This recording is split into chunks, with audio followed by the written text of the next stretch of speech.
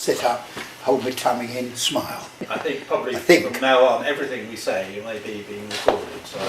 Well, we could be witty, or try to wit. As long as we're not too rude. You don't realise how ugly people are till you see them on the small screen.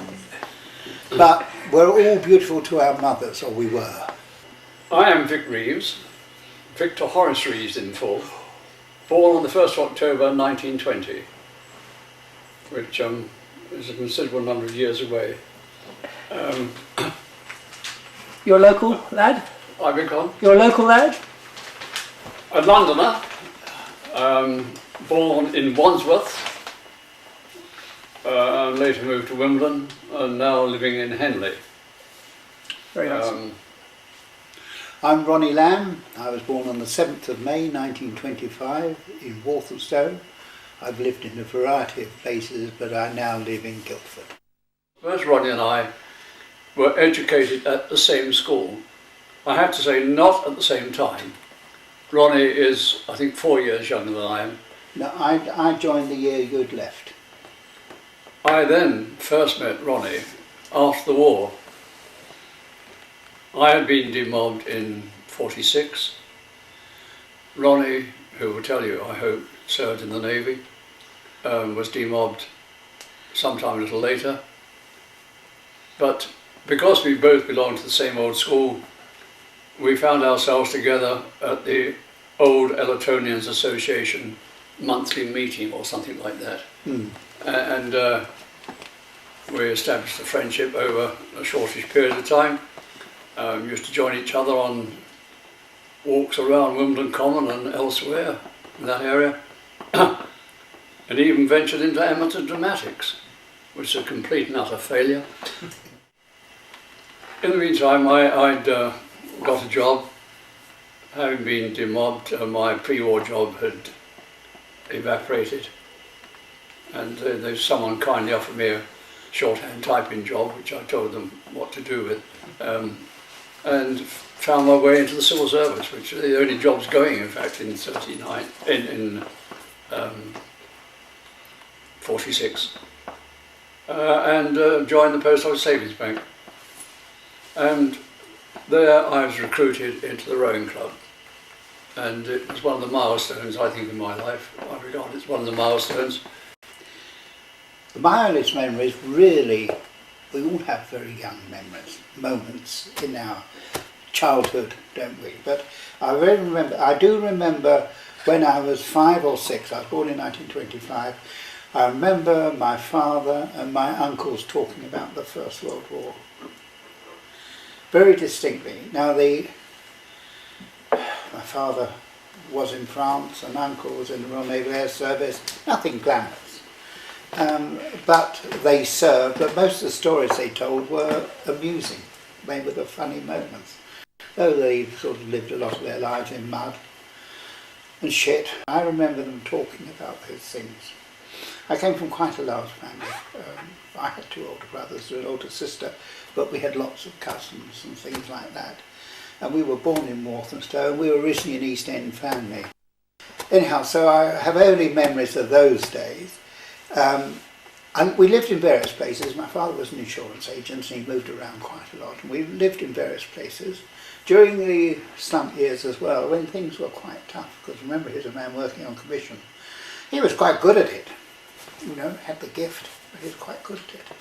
Anyhow, we moved to various places and finished up in Putney. That's how Vic and I went to the same school as Vic, because the catchment area for our school were mainly from moderately bright young people who didn't quite get a scholarship, I think you'll agree on that. And they sent us to what they called in those days central schools. Some kids went to technical schools, we went to central schools, whose task in life, I've always reckoned, was to train clerks for the city, to, you know, touch our beaks of our caps and be nice to our masters, and get paid reasonably well. We did commercial subjects at school.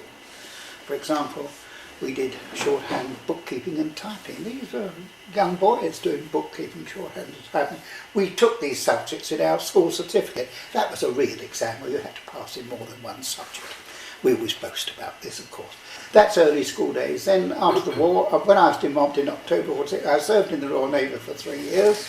I've got to put the next moment in. I didn't go to sea. Now I've got that off my chest. I served mainly on naval air stations, where though I was a general service rating, not a fleet air arm rating, but I was a telegrapher, and I served at naval air stations. I was demobbed in October 46, and in 47, Vic phoned me. He's explained how we meet, tramping across bits of Surrey and things like that. All great fun with girls from the girls' school as well. They were sort of fun form of attraction. I can remember many of their names, but he said I could join the Cygnet Rowing Club. Now, I'd lived at Putney for many years, and the river was always of interest to me. And he said, you can join Cygnet Rowing Club, which I did. Now, he doesn't believe what I'm going to tell you now, but I always thought I was invited to join the Cygnet Rowing Club to row. It was only last year he told me that I was invited to be a cox. Now, I wasn't very much of an oarsman, I always admit that, but I was a reasonably good cox, and I did steer a lot then, as it happened, beer and approaching years you put on a bit of weight. But to me, joining Cygnet was one of the major actions I have taken in my life, because it's given me more pleasure than joy than all other things. Mustn't exclude my children, all that sort of thing. You know what I mean. We know what you mean. You know what I mean. And that's where we are now. Until recently, I've just served 20 years as secretary of Cygnet, and I've resigned now, and because I'm getting on a bit, I'm 84, and I thought I'd better resign whilst there's time to resign, and that a competent successor could be found, which I think we have.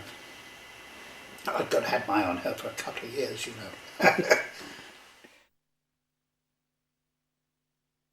Cygnet Rowing Club had originally been a club for post office non-manual employees. In 1890 the club was formed. They were counter clerks, they were telegraphers, because in those days telegrams were sent by Morse, and they were sorters. They weren't manual workers. I can't go into the club history, it's all written down. The river was becoming popular, and this is a social thing, becoming popular. More clubs were being formed, people took to the river for pleasure. So the country was still recovering from the war, a fairly dull place, I would have thought. So what was your impression coming down here? My impression? See, it wasn't a dull place. Ah. It wasn't a dull place. Okay. There were most of the chaps, many of them, back in 46 I think, or 45, you've got it in the minutes, there was a meeting that reformed Cygnet Rowing Club. You had men mainly in their 20s and early 30s, all had been demobbed. And what they wanted to get away from the sergeant major's voice, or the major's voice, or whatever it was, and they came here to row. Most of them were tall and fairly fit. They were a fit bunch in their early 30s, some of them in particular, and they rowed as senior oarsmen, and they drank a lot of beer. Generous Golden Ale, actually, it was excellent beer from the South London Brewery. And then you'd fall over later in the day and cycle home. It's interesting to look back on the time we joined, because the club was a mixture of the pre-war members, Yes. and the newly recruited chaps. I can remember, and I'm sure Ronnie does remember, a number of these chaps who were pre-war. Most of them were giants, people like Bay Roverman, Bill Hawke. Big chaps. Enormous great chaps, and they'd been in a pretty successful crew in 1938, Yeah. when they rowed at Henley with some success. But there was this happy amalgam, never any sort of strain or stresses between the young and the new. Although having said that, as the months and years went by, and the younger elements got into more comfortable position in the club, started exercising their limited knowledge and their limited power, and there was a move to get rid of the old regime. And in fact, successively, the old regime was removed, and younger people got into the captaincy and things like that. And I do remember, and I'm very pleased to admit it, that I think perhaps I was one of the ringleaders of that move, but I was also a ringleader in not many years later to get back some of these old hands, because by that time my head had become wiser, and I realised that it did need the mixture of these older chaps and the younger chaps, and I think we did establish a good mixture. Most of Cygnet racing was within the civil service, because before the war there was a Cygnet, there was the Savings Bank Rowing Club, there was Customs and Excise, there were quite a few rowing clubs, and they had the Civil Service Rowing Association. Cygnet eventually joined the ARA. I can't remember the year, Paul, can you? Before we came along. Oh, well, before we came along, yeah. Yes. The 20s, I suppose. Yes. Certainly Cygnet rode in the first head of the river, the first tideway head of the river. There was definitely a class distinction there. Oh, well, of course there was a That class. applied until Yes, there was, reasonably recent times. there was a That class. says a 74-year-old. I think Cygnet had particular problems because postal workers are on that sort of edge. Some of them Yeah. are clerical, but Yeah. some of them are a bit Oh, yeah. manual. That's very, it. very Yes. tricky. Though none of the people who joined Cygnet were from the manual side, you know. So would a postman would be a manual worker? Yes. Yes, I think But so. someone who worked behind the Yes. counter. No, and a sorter who was perhaps closer He'd to be the... manual. No, I don't no, know. it wasn't. No, A sorter who they was were on the closer margin. to postman. They were on the Yes, margin. yes. I get really uptight about amateurism. I mean, the word is now forgotten entirely, hasn't it? I mean, no one talks about it. Yet I remember quite clearly when we tried to get our boatman, Bob Dowson, who'd been such a valued member of the club, not just a boatman, but he was He was a close friend He- of all he- those older chaps. he was a local lad, served his apprenticeship as a waterman at Tom Green's, and then went up to Chester. He started in Chester, Vic. Yes, He came started from in Chester. Chester, that's right. I tried to get him. He wanted to join the club, and I wrote to the ARA, but the ARA said, "No, you can't have him. He's a professional." And I squirm when I look back on that nowadays. There is another aspect that Cygnet was essentially, after the war, there was a meeting here, this place was opened in the 30s, there was a meeting here, and they decided that the people who joined weren't all from the Cygnet, and he decided they'd become the club that had the greatest representation. So when I first hear, and Vic will remember this, we had a Custom and Excise 8, didn't we? Yes, yes. Whitehall. I don't know about why. We had all the clubs formed into Cygnet, because many of the Cygnet chaps had moved in the civil service. A lot of the chaps who joined in those days were young civil servants, clerical officers and clerical assistants, I suppose. Most of them many have come from the provinces, and they lived in hostels. There were lots of hostels. Kids would share a room in hostels, and that's where they lived, and to come here was a relief. They'd rush home, have their supper, or come here after and row. They lived in hostels. Well, the civil service has set up a thing known as the London Hostel Association, and they'd established hostels in London to allow them to bring in people from outside London, give them cheap housing, and recruit them as civil servants. And Right. we did quite well out of that. Yes. It meant we had to feed them in the evening, because some of the hostels weren't too good at saving the food for them when they got back from rowing, so Oh, yes. we had to get.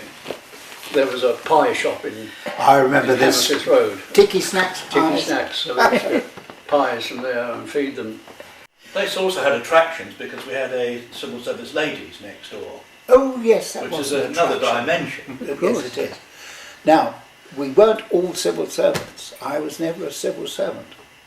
When I was demobbed, I worked as a clerk, then I sold vacuum cleaners for a year, then I worked as a clerk again, then eventually I joined British Gas. Why? Because it was close to home, it was only a tuppenny bus ride, whilst I looked around for another job and stayed there 40 years. So I was a gas man, but most of them were civil servants then. We were allowed a 1 in 10 outside membership, I think, Vic? Yes, 10%. 10%. But nowadays we're over, I don't suppose we're 35% civil servants now. Yes. In the 50s, Vic, it was this club, you know, this club was back on the map again, wasn't it? On the open rowing Yes. front. In the It 60s, was I during think, some of your more. period, wasn't it? I mean, Yes, we did have a good period. How and why needs some explaining. Good leadership. Again, one of my bees in my bonnet is that I think the people that came through the war are a rather special bunch of people anyway. They are, in my judgment. They're quite a different bunch of people. They had a different attitude to life. And I think some of that rubbed off on the club in the earlier years. I was fortunate in being captain at a time when the club had some very, very good oarsmen. So if you were rowing seriously in the 40s and 50s, what sort of training and commitment would that involve? You normally attended here on Tuesdays and Thursdays evenings, Saturday afternoon, And Sunday morning. Sunday mornings. Lots of people worked on Saturday, even, Yes, even clerical workers. Most of the time, Saturday morning work started to finish off in the Finished in 60s. July 1956. Tell me about river traffic. It was a working river, of course, and also just the debris that was in the river at the time. Debris and Yes. tugs pulling strings of barges going up to Brentford. Yes. Coal for Brentford, and further down there'll be a lot more movement, but there was a lot of movement with timber and coal from Putney upwards. Indeed. what about the boats? I mean, the boats these days are all plastic. We had wooden boats. We had clinker, we'll come to that. We had the tub boats, we had 2 tub fours, we had 2 or 3 tub pairs. One was also rigged for sculling, one of the pairs. I think we had 2 tub pairs, 2 tub fours, all rigged for rowing. Cygnet bought an 8 before the war, and they selected a lightweight clinker 8 because they could get it for £100. To get a shell 8 was, this is in the minutes somewhere, in the history somewhere, because to get a fine 8, we call it a fine 8, cost £110 or something like that. Well, our lightweight clinker was much admired by so many people. It was admired because a beautiful boat. it was a beautiful boat, but there are damn sight better Oh, yes. fine boats than our clinker, but that's what we had, it's what we Well, could could be afford to afforded. buy. Yeah. Well, that was the answer to it, Yeah. Mike. You see, we used what we could afford. We got a good grant from the Civil Service Sports Council, which provided this building for us. We got a modest grant to do other things, but when it came to buying boats, we had to find our own money. Yeah, I remember. So we rarely bought boats. Shoulder, arms, and indeed every part of the feminine figure is properly exercised when you push the boat out, say these all the year-round rowing girls of London, and they're very particular about their methods. Position and style are as important as timing. The crew in their tub 4 boat get away to a steady stroke into midstream, as well-timed and neat an exhibition as you'll find anywhere. A twosome with the club's coach and a double sculler shoulder oars like veterans. As a matter of fact, they're star performers, though like all the other girls, they only get practice on Sunday mornings. Jolly good show, girls. The call of the river is answered by Coach Cobb's special pride, smiling Mrs. Maluska, a visitor from Poland where she won many classical rowing events. Her favourite craft is a rum-tum or light sculler, and we were present at the launching. Yes, she's the bright scholar in the light sculler, and her tutor says she's a perfect stylist.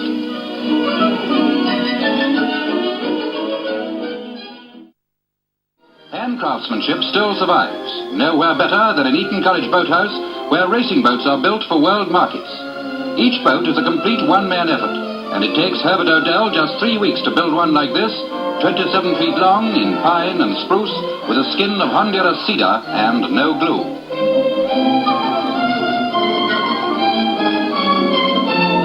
No less important than the boat are the sculls, the special province of Len Fern and Eric Holtham.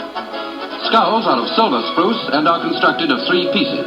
The main length from top to bottom, and 2 pieces glued either side called the blade cheeks, from which Len starts to shape the finished blade. Eric Holtham grooves the sculls with a plough, as it's called.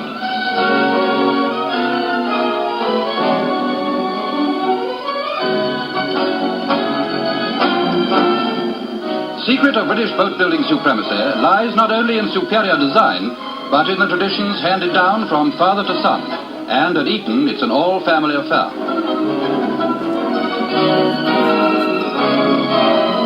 Now it's time to varnish.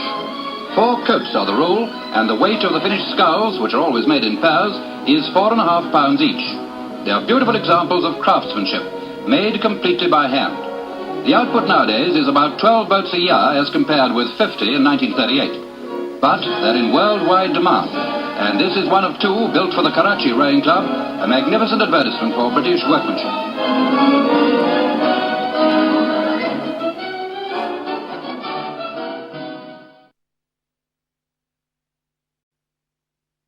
Were people like Wally Wordle around No. when you first joined?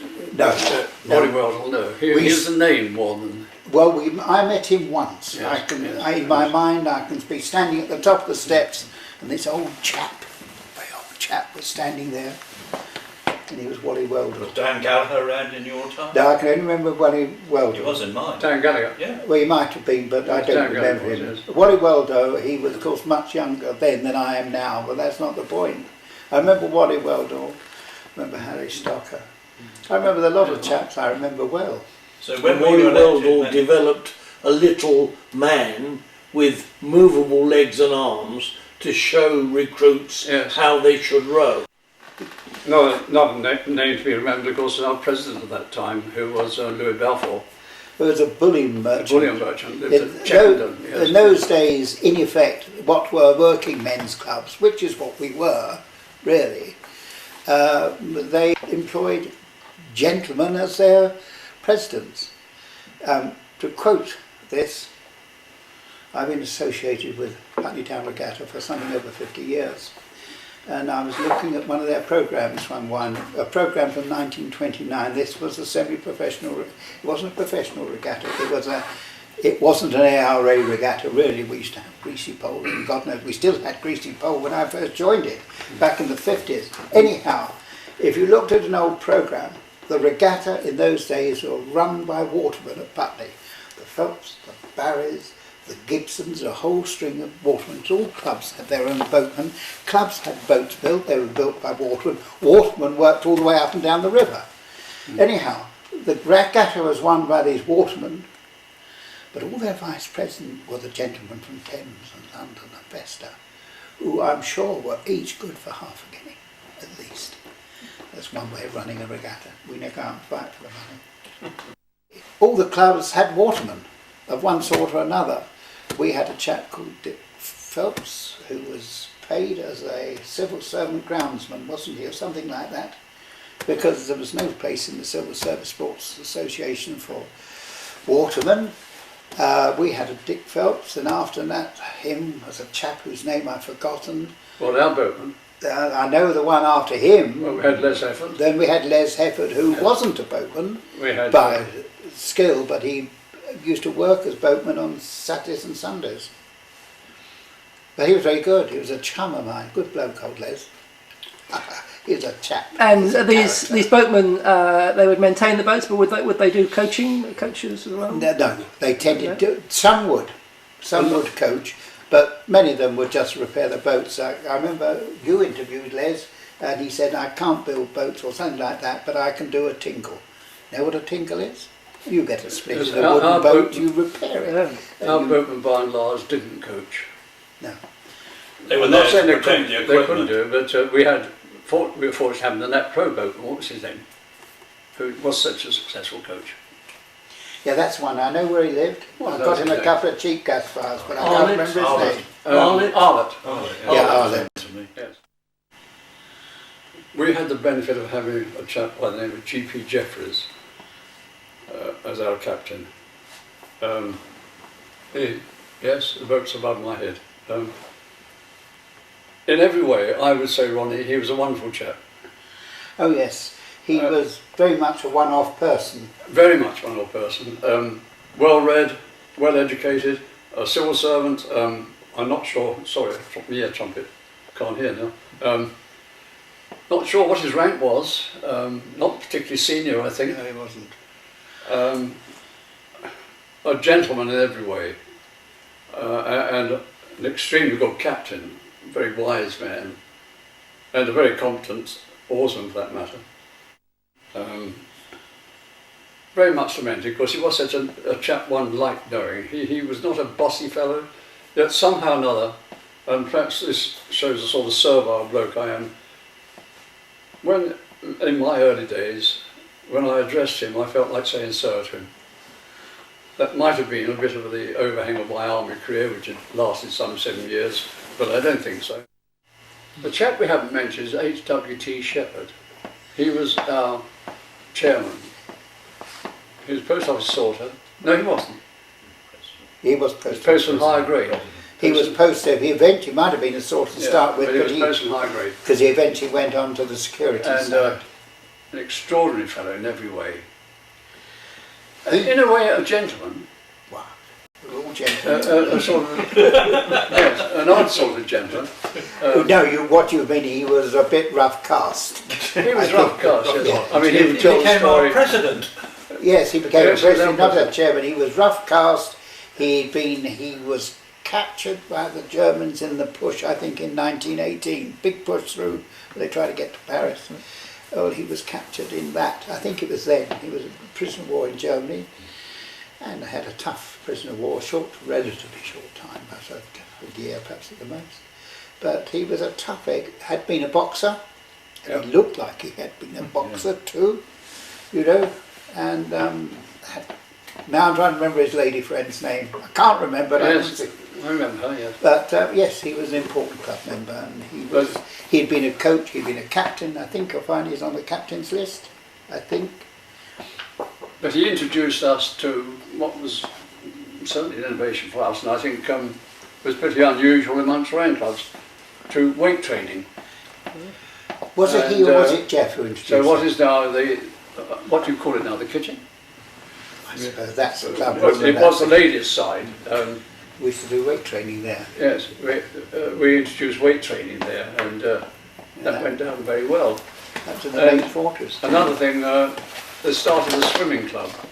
We swam in the river when I joined. I swam through Barnes Bridge. I bet you have, Vic. On the top of the my tide. swimming is totally different, yes. Yeah. But even on top of the tide, we'd swim up through Barnes Bridge, led by an old member, now dead, Johnny Ball. Cygnet first went to Hammer Island, which is by Shepton Lock, in about 1908, 07, 08. They rented a patch on this island, a plot. They used to go there camping. You've got to remember, these young men were mainly sorters.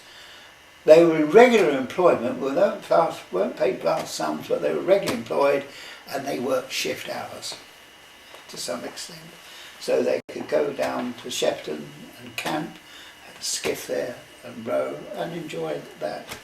In the early, in the late 20s, early 30s, a bungalow was built there on our plot, consisting of, some say Nissen huts, some say Quonset huts. I think Quonset were the American equivalent. But this bungalow was built, 2 Nissen huts with a room in between and a kitchen on the back. And then some 35 years ago, I think it was, one of our members, Derek Bush, suggested that we rebuilt it. And if this was done, these were in days you weren't allowed to rebuild on Hammer Island, but you could renovate. So we renovated it in 3 parts. So it was rebuilt. And it's still there. Club members use, well, let's say it's mainly older people, parents and friends of club members use. They rent it, and they go for a week's holiday by the river, and it's there. We use it for training.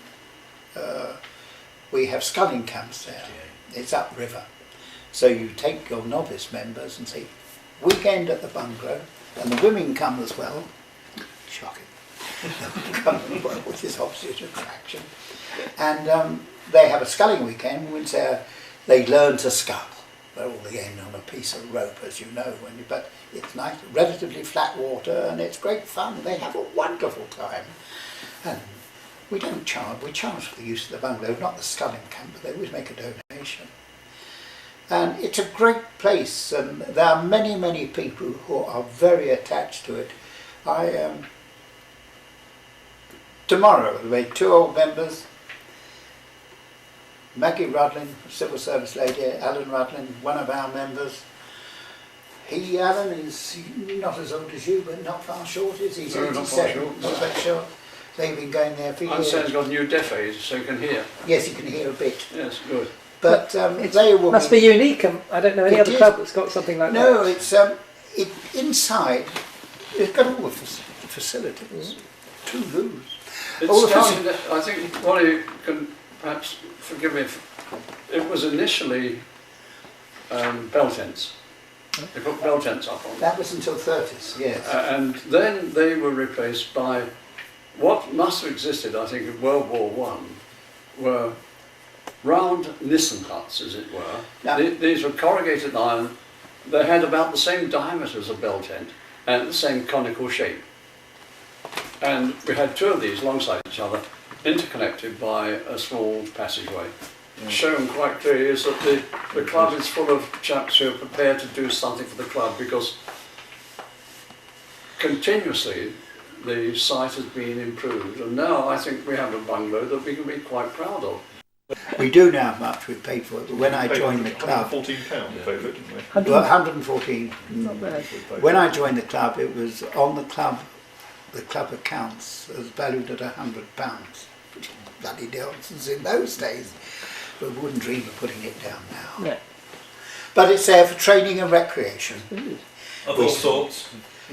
It is used for training, not only by Cygnet, by other clubs have used it for training as Recreation well. of all sorts. And all sorts. Ha! No, you had a smile then, Mr. Lambe. Well, I've got a pleasant memories of there. Yes. The result is I have, my youngest are twins, not young, but they're twins. One has a bungalow on Hammer Island, and a pretty nice bungalow too. And the other one has a bungalow by the river at Sunbury. Victor, memories in your young days of ladies Why? at the Because bungalow? they spent times at the Yes, bungalow. I'm very happy members of. So have I. We used to go, quite a few of us would go down on the Sunday afternoon, probably cycle down, some motor down. That's a picture And, of a we would sometimes be road to the accompanied by bungalow one day. girls from the Civil Service Lawn Tennis Club across the road. But we had very jolly times down there, yes. That's Very jolly times. A letter was read from the club president enclosing a complaint from the secretary of the Hamho Islanders Association complaining of disturbances and noise at the club bungalow. A letter of apology was sent by the secretary, who also had to see Mr. Ackland of the staff branch because the matter had been represented officially, and they required confirmation and a desire for the future good relations between the club and the association. This was given by the secretary. Another letter of complaint was received. Hammer Island is now a completely residential island, and there is a Hammer Islanders Association. Fortunately, that won't happen again because I'm now the chairman of that. Tommy Green's was a boathouse at the other side of the bridge. When I say I don't mean across the river, it was been there for many years. He was a professional waterman, and many clubs rowed from there. Alpha Ladies Rowing Club there, several small clubs rowed from there. Yes. He hired them the equipment and they rowed. There's no hot water. I had to be Spartan to row. Spartan to row there, Yes. but that's how people rowed. We were lucky to get a boathouse in the early 30s because the Civil Service built it for the Civil Service Sports Association, where there were quite a few rowing clubs. But it was pretty spartan over at Tommy Green's, and I only went there to go sculling, at which I was pretty good. So I stopped. I was frightened of falling in all the time. I don't think I did fall in, but nearly. But that was at Tommy Green's. But there were quite a few clubs there, and we got members. I think Peter Roche rode from Tommy Green's originally. I think Peter Roche and Len Hoskins joined us. Yeah, from Cygnet Rowing Club. It was. Yeah, There there were quite a few rowing clubs over at Tommy Green's. Yes. I think what this time introduces is what I regard as one of the enormous changes in rowing that's happened. We would come down here Tuesdays, Thursdays, Saturdays and Sundays at convenient hours when it was no great hardship. But what it did mean is we didn't have a family life if we were involved in that sort of situation. I wasn't married, but I do know that when I got married, and of course marriage down here happened because we were, in a sense, not a mixed club. We were sort of a matrimonial agency, yes. And it really was a marriage bureau, no doubt about that. Ronnie married a St George's Ladies Rowing Club, and I married a St George's Ladies Rowing Club. And it still goes on. There's no St George's Ladies Rowing Club, but Cygnet is still marrying Barnsley's ladies. It's fair to say that the place is quiet because they had a joint wedding down in Devon. Yes. This weekend. But I sometimes say to myself, could I have enjoyed rowing in the way that the current oarsman has to dedicate himself to rowing? He comes down 5 o'clock, 6 o'clock in the morning, something extraordinary hours. I don't know they come down here at that time, but many clubs do, I understand. Right, They have some enormously early outings, and they then go off to work, and their family time is not interrupted, which is good. I don't think that would have been for me. But I find the young men here a delightful group of young men. Yes, certainly. They really are. I've seen them, I can't remember their names, some of them, but they are jolly nice young men, and you could see yourself in them. Slimmer. But they are nice. But there's another aspect. In our day, civil servants, most of them had a school certificate. Few of them had higher schools. Some maybe. They might have gone in as EOs or something, executive officers. Nowadays, they've all got degrees from terribly important universities, haven't they, Paul? Yeah. I don't know where you went.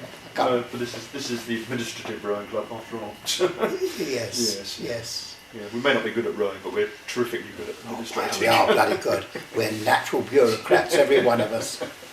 Because if I said anything, which I must have said something, which seems to think I'm not very fond of the club as it is, I am. I'm extraordinarily fond of this club. I don't think you suggested that. How many of you have heard me regard it as the family? It is the family. And it frequently shows this. It showed itself quite recently before Ronnie here. It's the family. I feel privileged to be a member of this club, and I'm sure what Ronnie has said about the current members is absolutely right. I've seen them from time to time, and one can have a lot of confidence in them. The middle age group, one of them sitting there, for example, we can rely upon. We know there's a good bunch coming up. What is nice about this chap, Tim, is that he is a continuation. His mother, who I knew, and worked at the same place that I worked, she was a member of the Ladies Rowing Club. Paul and his brother are now members of Cygnet, and it's jolly nice that this continuity has gone on, because I find that means something, actually. Because although I focus on Cygnet, I quite frequently go beyond that and think of the boathouse as a whole. I think of the United University of Women who rowed down here. They were a merry bunch. And there's civil service ladies, and we know very well St George's ladies, and the customs and excise, and Savings Bank, they had a crew as well. And I was hit when a few years ago, there was a suggestion that we should lose the name of this club, Cygnet Rowing Club, and become something else. I don't know what it was. No, this is a time where there was proposed amalgamation between Yes, us. it was amalgamation. Between us and the ladies. We are custodians for the time being of the name of Cygnet. We're custodians of what this club meant, and it's up to us to remember those people who've gone before us rather, and have made this what we are. I have a strong affection for the club. It has been a major part in my adult life. I came upon it really by chance. I know that I was never much of an oarsman. I know that I never would be much of an oarsman. I know that I was a competent cox. I know you know those things. You know if you can do something, and so I know those things. But one thing that I'm not going to be over sentimental about this, but something that did affect me deeply. Sadly, a few weeks ago, my wife died, and Cygnet flew their flag at half-mast. And I found it very effective. I'll say no more about that. But yes, it's been a major part of my life. There have been in my lifetime a number of cardinal points. Not very many. I do regard my schooling as being one of my cardinal points. I have a strong affection for my school. It is a very, when I use the word elementary, I don't mean it was an elementary education. It wasn't much superior to that, but it was a bit superior, but it was certainly an element in my life. And my army life, again, was a focus. I'd have difficulty in saying joining the civil service was a focus. I don't think I could. Joining Cygnet, certainly a focus. And they, I think, have been my three cardinal points. And I often, when it seems appropriate to do so, talk about Cygnet being a family. And it proves to be a family fairly frequently, actually. It comes to, I won't say the rescue particularly, comes to the support of people who find that they want a shoulder to lean on. I would put it even stronger than that. They know that there are some friends. I still lunch frequently with chaps that I was rowing with in the 50s. Somehow or other they don't get down here, and I see them in a different place, but they're just as integrated with Cygnet in their own way. It'd be difficult for me to think of a life without Cygnet.